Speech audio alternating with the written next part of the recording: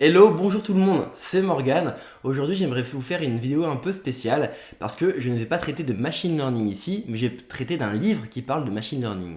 Ce livre, c'est Deep Learning de Ian Goodfellow, Yoshua Bengio et Aaron Courville.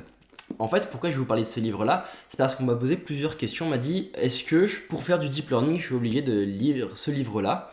Donc je vais vous dire ce que je pensais de ce livre et à qui je le conseille. Allez, à tout de suite. Avant de vous parler de ce livre, je vais vous parler un peu de leurs auteurs. Je vais d'abord commencer par vous parler de Ian Goodfellow. Donc Ian Goodfellow, c'est un chercheur en machine learning et plus précisément en deep learning. Il a travaillé pour Google Brain, aujourd'hui il travaille pour Apple. C'est un chercheur qui a contribué beaucoup au domaine du deep learning et notamment c'est à lui qu'on doit les GAN, les Generative Adversarial Network.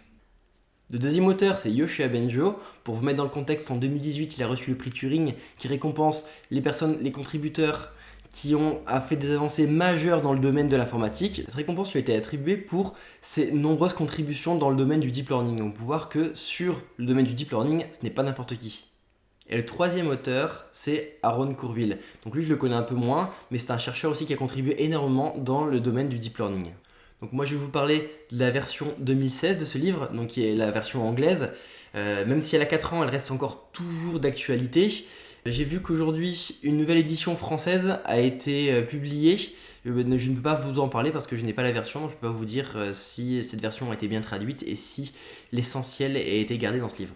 Si vous voulez investiguer, regarder un petit peu ce qui se passe dans ce livre, il y a une version brouillon qui est disponible sur internet gratuitement, donc n'hésitez pas à aller le voir. Je vous mettrai le lien dans la description et je vous conseille d'aller faire un tour pour voir un peu la structure du livre et ce que le livre peut apporter. Donc ce livre est composé en 3 parties. La première partie, c'est toute la théorie à savoir pour commencer dans le domaine du deep learning. La deuxième partie, c'est la théorie du deep learning qui est utilisée aujourd'hui en industrie. Et la troisième partie, c'est les questions de recherche qui sont étudiées aujourd'hui dans le domaine du deep learning. Ce livre est aujourd'hui cité comme la Bible du deep learning. Et donc je ne vais pas vous le cacher, je l'ai lu 2 fois, j'ai adoré ce livre, même s'il est vraiment très théorique et très mathématique. J'ai appris énormément de choses dans ce livre, comme je vous l'ai dit, je l'ai lu à 2 reprises, mais paradoxalement, je ne le conseillerais pas à tout le monde.